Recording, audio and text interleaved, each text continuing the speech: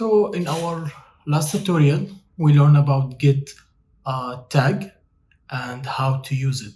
In this tutorial, we will learn about more commands and how to use them. So first, we'll learn about git commit amend. It's used to modify the latest commit you have done.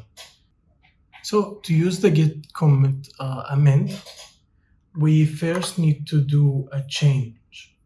So let's change the name from Hello Zaina to Omar to Hello Omar. So git commit amend will allow you to modify the latest commit. So if we check our latest commit, it will be the change name to Zaina. So we want to change this commit. So we write git commit. First, before git commit, let's check the status. We will see that the file modified because we changed the name to Omar. So we need to add first this change, git add. Then again check the status. Now it's added. As it's added, we can again use the git commit git commit amend, and it will ask us to change the comment name. So the comment will be change name to Omar. As you can see, now the commit changed. If we can check the git log one line, we will see now the comment name changed to change the name to Omar. So this is the git commit, this commit amend. Now we can also revert a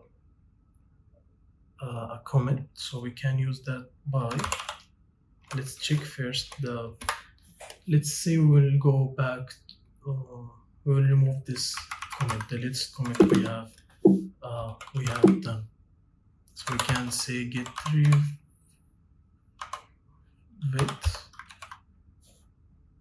and we will give the commit ID. Oh, sorry, I misspelled this, the revert one. It will ask us to give a message. You can write whatever you want, but by default it's revert change the name to Omar, and this looks fine to me. So right now we removed that comment. So if we can check again what happened, git log online, you can see that change name to Omar. Then we revert the Omar. So what it does, it will create a new branch and remove the change, the latest change. So if we can go back to the code, we will see that the code changed again. It was here. Now it's back to the previous one. It was here Omar before. So another git command we will learn is the git reset. It's used to delete commits. So right now we have, this is our code. We will go and we will use the git reset. So first let's delete the commit that we want to go back to.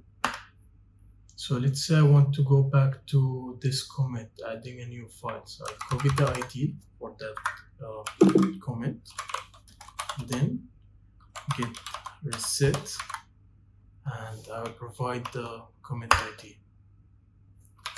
Now if you see, we went back to that area. So if I can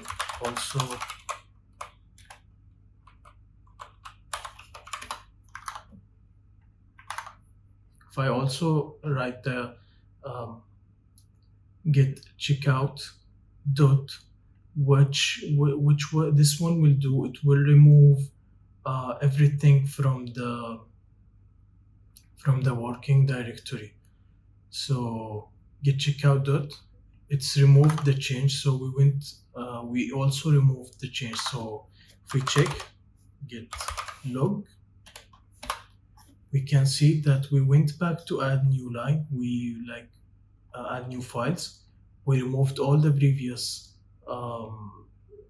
all the previous things, but it didn't get deleted directly. What we have done to remove them, we added get checkout then dot to remove those changes also. But if you want to remove them directly, you can also use, let's do it again. Let's first get another comment ID. We will move to this one, a new line. Okay, get reset, you will add hard, then the comment ID. By doing that, if we go back to the log, sorry, we go back to the log, we can see now we are on the add new lines. The file deleted it directly without us writing the get checkout dot. So the file deleted it right now, it's not there. This one also deleted it, because in that comment, this comment, if you remember, we just added a new line here. How are you? This is what change we have done. And just to make sure, to show you that we have done